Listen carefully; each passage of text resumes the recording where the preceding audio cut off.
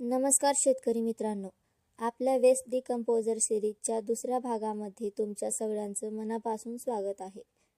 मित्रांनो, मागच्या पहिल्या भागात आपण पाहिलं की रासायनिक खतांच्या आणि युरियाच्या आंधळ्या नादामुळे आपल्या जमिनीची आणि केशाची कशी वाट लागली.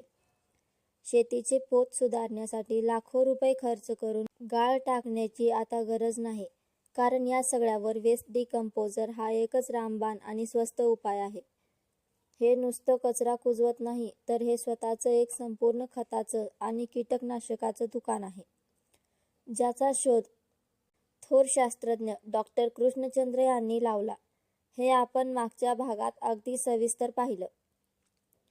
जर तुम्ही तो भाग अजून पाहिला नसेल तर आधी तो बघून घ्या, म्हणजे तुम्हाला पुढचा विषय नीट समजेल. आता आजच्या या दुसऱ्या भागात आपण थेट पुढचा महत्त्वाचा टप्पा पाहणार आहोत. आज आपण बोलणार आहोत की 20 ते 30 रुपयांची छोटीशी वेस्ट डिकम्पोजरची बाटली वापरून आपल्या घरच्या घरी शेतीसाठी अमृत कसं तयार करायचं. तर मित्रांनो, आजच्या या दुसऱ्या भागात आपण एकदम प्रॅक्टिकल गोष्टी पाहणार आहोत. आज आपण बघणार आहोत की हे द्रावण बनवण्यासाठी आपल्याला घरातलं नक्की काय काय साहित्य लागणार आहे. बाजारातून आणलेल्या त्या छोट्याशा बाटलीपासून घरच्या घरी 200 लिटर अमृत बनवण्याची अगदी सोपी आणि स्टेप बाय स्टेप पद्धत काय आहे. ते द्रावण बनवताना रोज आपल्याला कोणतं एक छोटंसं काम करायचं आहे, जेणेकरून आपले जीवाणू कडक वाढतील. आणि सगळ्यात महत्त्वाचं म्हणजे हे द्रावण बनवताना शेतकऱ्यांकडून कोणत्या मोठ्या चुका होतात आणि आपल्याला कोणती काळजी घ्यायची आहे. हे सगळं आपण आजच्या भागात अगदी सविस्तर आणि सोप्या भाषेत पाहणार आहोत, जेणेकरून तुमचा एकही रुपया वाया जाणार नाही. आता आपण वळूया आपल्या तिसऱ्या टप्प्याकडे. हे अमृत म्हणजे वेस्ट डिकम्पोजरचं द्रावण बनवण्यासाठी आपल्याला खूप काही महागडं साहित्य आणायची अजिबात गरज नाही. आपल्या घरात किंवा गावात सहज मिळणाऱ्या गोष्टीच आपल्याला लागणार आहेत. आधी आपण साहित्याची लिस्ट बघूया आणि मग त्यामागचं कारण समजून घेऊया. लागणारे साहित्य: वेस्ट डिकम्पोजरची बाटली, डॉक्टर कृष्णचंद्र यांनी प्रमाणित केलेली मूळ बाटली, 200 लिटरचा प्लास्टिकचा ड्रम, 2 किलो गूळ. गूळ जितका जुना किंवा काळा असेल तितका जास्त चांगला आणि केमिकलवाला पांढरा गूळ वापरू नका. 200 लिटर स्वच्छ पाणी, विहिरीचं किंवा बोरचं. 1 लाकडी किंवा प्लास्टिकची काठी.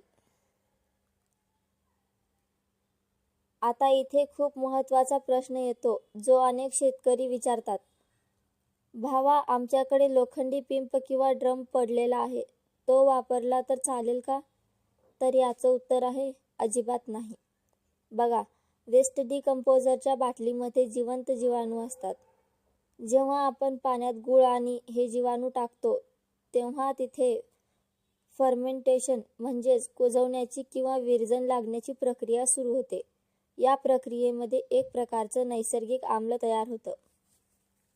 जर तुम्ही लोखंडाचा किंवा इतर कोणत्याही धातूचा ड्रम वापरला तर ते आम्ल लोखंडासोबत रासायनिक प्रक्रिया करतं आणि लोखंड गंजायला लागतं.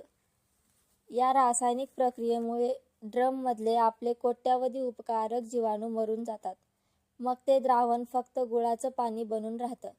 त्यात जीवाणू उरत नाहीत. प्लास्टिक हे नॉन रिॲक्टिव्ह असतं, म्हणजे प्लास्टिकसोबत कोणतीही रासायनिक प्रक्रिया होत नाही. आपले जीवाणू 100% सुरक्षित राहतात. म्हणून ड्रम फक्त आणि फक्त प्लास्टिकचाच वापरायचा. जसा ड्रम प्लास्टिकचा, तशीच द्रावण हलवण्यासाठी वापरली जाणारी काठीसुद्धा फक्त लाकडाची किंवा प्लास्टिकचीच असावी.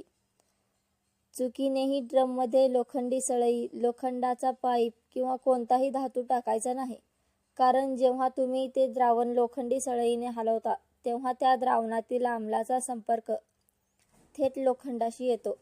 त्यामुळे द्रावणाचा pH बिघडू शकतो आणि क्षणात जीवाणूंची संख्या घटू शकते. लाकूड आणि प्लास्टिक हे निसर्गातील उदासीन घटक आहेत, ज्यामुळे जीवाणूंना कोणताही धोका पोहोचत नाही. त्यामुळे सुरक्षिततेसाठी नेहमी लाकडी किंवा प्लास्टिकची काठीच वापरा. आता तुमच्या मनात सगळ्यात मोठा प्रश्न आला असेल की साहित्याची तर लिस्ट सांगितलं, पण वेस्ट डिकंपोजरची मूळ बाटली नक्की मिळवायची कुठून? आमच्या गावातल्या कृषी सेवा केंद्रात तर ही मिळत नाही. मग करायचं काय? तर काळजी करू नका. ही बाटली मिळवण्याचे 3 एकदम सोपे पर्याय मी सांगते.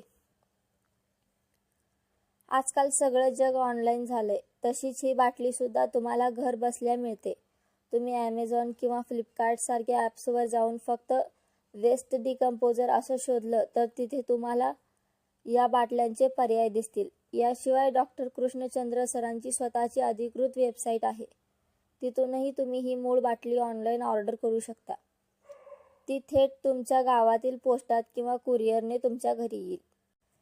तुमच्या तालुक्याच्या किंवा जिल्ह्याच्या ठिकाणी जे सरकारी कृषी विज्ञान केंद्र असतं तिथे तुम्ही चौकशी करू शकता.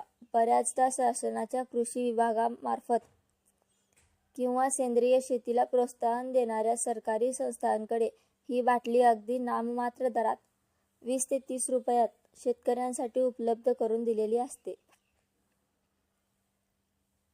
मित्रांनो, या वेस्ट डिकंपोजरचं सगळ्यात मोठं वैशिष्ट्य काय माहिती आहे का?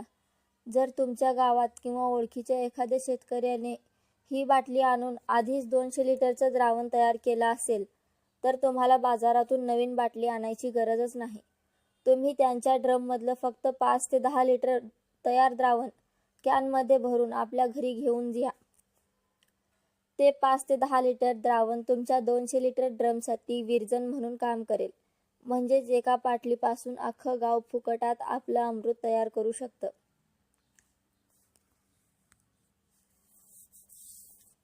शेतकरी मित्रांनो, हा मुद्दा अतिशय महत्त्वाचा आहे. कारण बाजारात कोणतीही चांगली गोष्ट आली की तिची डुप्लिकेट किंवा बनावट उत्पादनं विकणारे लगेच तयार होतात. जर तुम्ही चुकून डुप्लिकेट किंवा मुदत संपलेले वेस्ट डिकंपोजर आणलं तर तुमचं द्रावण तयार होणार नाही. उलट तुमचे पैसे आणि मेहनत दोन्ही वाया जाईल. यामुळे ओरिजिनल आणि डुप्लिकेट कसं ओळखायचं याच्या काही सोप्या टिप्स नक्की लक्षात ठेवा. बाटलीवरील ब्रँडिंग आणि डॉक्टर कृष्णचंद्र सरांचा फोटो. ओरिजिनलची ओळख. मूळ आणि खऱ्या वेस्ट डिकंपोजरच्या नवीन पॅकिंगवर याचे जनक डॉक्टर कृष्णचंद्र सरांचा फोटो किंवा संस्थेचा OWDC स्पष्ट उल्लेख असतो. डुप्लिकेटची ओळख. बनावट कंपन्या मूळ नावामध्ये थोडेफार फेरबदल करतात.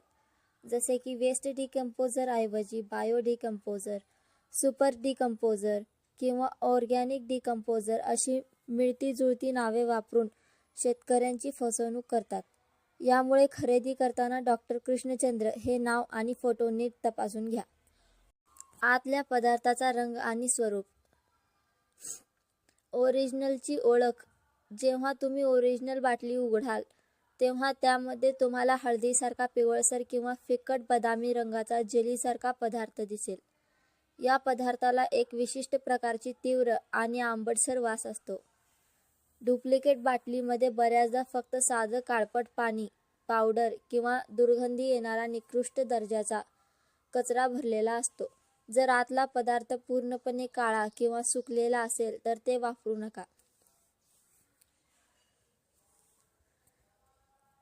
समजा तुम्ही बाटली आणली आणि ड्रममध्ये द्रावण बनवायला टाकलं, तरीही ते ओरिजिनल होतं की नाही हे कसं ओळखायचं? जर ओरिजिनल असेल तर 5 ते 7 दिवसात त्या गुळाचा पाण्याचा रंग पूर्ण बदलेल. त्यावर पांढरा कडक फेसाचा थर तयार होईल आणि ताकासारखा आंबट गोड विरजणाचा वास येईल. जर डुप्लिकेट असेल तर 7 दिवस झाले तरी पाण्याचा रंग बदलणार नाही, पाण्याला फेसाळलेला थर येणार नाही आणि द्रावणाला विरजणाचा वास न येता गुळाचे पाणी सडल्यासारखा घाण वास येईल. जर घाण वास आला तर समजून जा की बाटली डुप्लिकेट होती किंवा त्यातले जीवाणू आधीच मरून गेले होते. चला तर मित्रांनो, आता आपण आपल्या व्हिडिओच्या सगळ्यात महत्त्वाच्या भागाकडे आलोय. साहित्य तर आपण गोळा केलं, बाटली ही ओरिजिनल आणली आणि आता हे अमृत घरच्या घरी नक्की कसं तयार करायचं त्याची एकदम सोपी आणि स्टेप बाय स्टेप पद्धत समजून घेऊया. जसं आपल्या घरात माता भगिनी दुधाला इरजण लावून दही किंवा ताक बनवतात, अगदी तशीच ही साधी सोपी पद्धत आहे. खालील 4 स्टेप्स नीट लक्ष देऊन ऐका. स्टेप 1. गुळाचे पाणी तयार करणे. सगळ्यात आधी तो आपल्या 200 लिटरचा प्लास्टिकचा ड्रम शेतात किंवा घराच्या बाजूला जिथे चांगली सावली असेल तिथे ठेवून द्या. आता या ड्रममध्ये स्वच्छ पाणी भरा. ड्रम पूर्ण वरपर्यंत गच्च नाही भरायचा. वरून साधारण 4 ते 5 बोटे जागा रिकामी ठेवायची. आता एका वेगळ्या बादलीत थोडं पाणी घ्या आणि आपण घेतलेला 2 किलो गूळ त्या पाण्यात हाताने चांगला विरघळून घ्या. हा विरघळलेला गुळाचा अर्क ड्रममधील पाण्यात ओतून द्या आणि लाकडी काठीने ते पाणी चांगलं ढवळून घ्या. हा गूळ म्हणजे आपल्या जीवाणूचं मुख्य अन्न आहे. स्टेप 2. जीवाणू ड्रममध्ये सोडणे. आता वेस्ट डिकंपोजरची बाटली उघडा. त्या बाटलीच्या आत जो जेलीसारखा किंवा डिंकासारखा पदार्थ दिसतोय तेच आपले कोट्यवधी जिवंत मित्र जीवाणू आहेत. हे जीवाणू ड्रममध्ये टाकताना एक काळजी घ्या. आपले हात ड्रमच्या पाण्यात किंवा बाटलीच्या आत टाकायचे नाहीत. एखाद्या छोट्या लाकडी काडीच्या साहाय्याने तो संपूर्ण जेलीसारखा पदार्थ खरवडून ड्रमच्या पाण्यात पाडून द्या किंवा थेट ती बाटलीच पाण्यात उलटी करून हलवा, जेणेकरून आतला सगळा भाग पाण्यात मिक्स होईल. स्टेप 3. द्रावण योग्य दिशेने हलवणे. बाटली रिकामी केल्यानंतर आपण लाकडी किंवा प्लास्टिकची काठी घ्या आणि ते संपूर्ण पाणी चांगलं गोल हलवून घ्या. इथे एक मोठा नियम लक्षात ठेवा. हे पाणी नेहमी घड्याळाच्या काट्याच्या दिशेनेच म्हणजे डावीकडून उजवीकडे गोल हलवायचे आहे. उलट्या दिशेने हलवायचं नाही. रोज सकाळी 2 मिनिटे आणि संध्याकाळी 2 मिनिटे या ड्रमपाशी जाऊन हे द्रावण काठीने हलवायचं काम आपल्याला पुढचे 5 ते 7 दिवस करायचं आहे. हलवल्यामुळे पाण्यात ऑक्सिजन खेळता राहतो आणि जीवाणूंची संख्या करोडोने वाढते. द्रावण हलवून झाल्यावर ड्रम उघडा ठेवायचा नाही किंवा त्यावर प्लास्टिकचं घट्ट झाकणही लावायचं नाही. ड्रमच्या तोंडावर एखादे गोणपाट किंवा सुती जाड कापड टाका आणि ते एका दोरीने बांधून घ्या. सुती कापडामुळे बाहेरची हवा आत बाहेर करू शकते, ज्यामुळे जीवाणूंना श्वास घ्यायला हवा मिळते आणि उन्हाळ्याच्या दिवसात 5 दिवसात तर हिवाळ्याचे 7 ते 8 दिवसात तुमचा हा 200 लिटर अमृताचा ड्रम शेतात सोडण्यासाठी 100% तयार होतो. हे द्रावण बनवणं जितकं सोपं आहे तितकीच काळजी घेणं सुद्धा खूप गरजेचं आहे.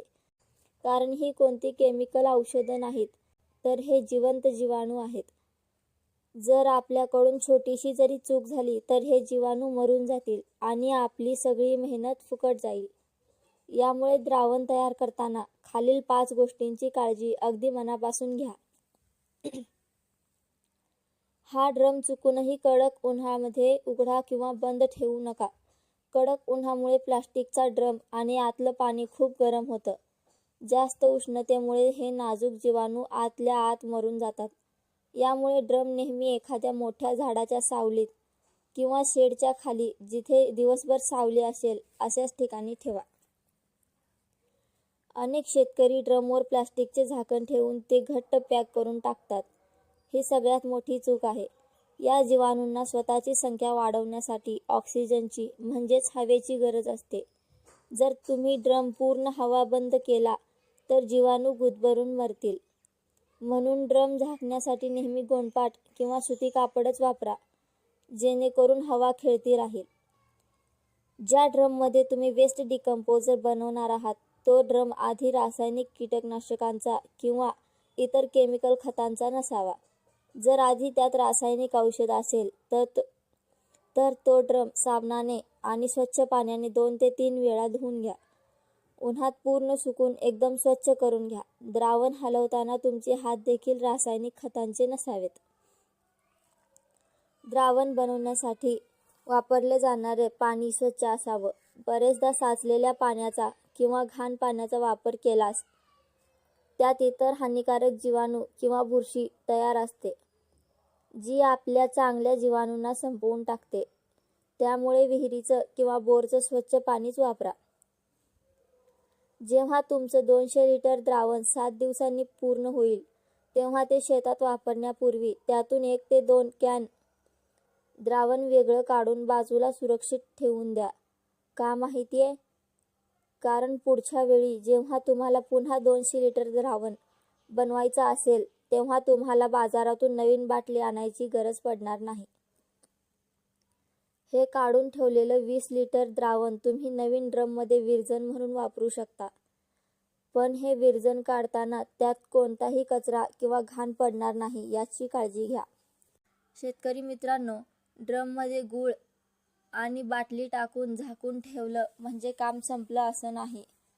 हे द्रावण कडक आणि एकदम पॉवरफुल तयार व्हायचं असेल तर पुढचे 5 ते 7 दिवस आपल्याला एक छोटं पण अत्यंत महत्त्वाचं काम रोज न चुकता करायचं आहे. तुम्हाला रोज सकाळी आणि संध्याकाळी दिवसातून 2 वेळा त्या ड्रमपाशी जायचं आहे आणि ती लाकडी किंवा प्लास्टिकची काठी घ्यायची आणि त्या ड्रममधलं द्रावण घड्याळाच्या काट्याच्या दिशेने कमीत कमी 2 ते 3 मिनिटं चांगलं गोल ढवळायचं आहे. तुम्ही जसं जसं द्रावण रोज हलवाल तसा तसा या पाण्याचा रंग आणि रूप बदलायला लागेल. पहिले 2 दिवस पाणी साधं गढूळ किंवा गुळाच्या रंगाचं दिसेल. तिसरा आणि चौथा दिवस पाण्याच्या वर पांढरा शुभ्र फेसाळलेला थर यायला सुरुवात होईल. हा फेस म्हणजे तुमचे जीवाणू जिवंत झाले आहेत आणि काम करायला लागलेत याचं लक्षण आहे. 5वा ते 7वा दिवस ड्रममधील पाण्याचा रंग पूर्ण बदलून ताकासारखा किंवा हलका बदामी पांढरा होईल. तयार झाल्याची पक्की ओळख जेव्हा द्रावणाला आपल्या घरच्या दह्याच्या विरजणासारखा आंबट गोड कडक वास यायला लागेल आणि पाण्याचा रंग ताकासारखा होईल तेव्हा समजून जायचं की तुमचं अमृत म्हणजेच वेस्ट डिकंपोजरचं द्रावण शेतात सोडण्यासाठी 100% तयार झालं आहे. जर उन्हाळ्याचे दिवस असतील तर उष्णतेमुळे जीवाणू लवकर वाढतात आणि द्रावण 4 ते 5 दिवसात तयार होतं. पण जर हिवाळा किंवा पावसाळा असेल तर थंडीमुळे जीवाणू वाढायला थोडा वेळ लागू शकतो. अशा वेळी द्रावण तयार व्हायला 7 ते 9 दिवस लागू शकतात. यामुळे वासावरून आणि रंगावरून ते तयार झाल्याचं ओळखा. तर शेतकरी मित्रांनो, आजच्या या दुसऱ्या भागात आपण पाहिलं की वेस्ट डिकंपोजरची ओरिजिनल बाटली कशी ओळखायची, ती कुठे मिळणार आणि अगदी सोप्या पद्धतीने घरच्या घरी 200 लिटर अमृत कसं तयार करायचं. रोज 2 वेळा लाकडी काठीने हलवून 7 दिवसात द्रावण कसं तयार होतं हे आपण अगदी सविस्तर समजून घेतलं. आता तुमच्याकडे 200 लिटर कडक आणि पॉवरफुल वेस्ट डिकंपोजरचं द्रावण तयार झालंय. पण आता सगळ्यात मोठा आणि मुख्य प्रश्न हा येतो की हे तयार झालेलं द्रावण आपल्या शेतात नक्की वापरायचं कसं.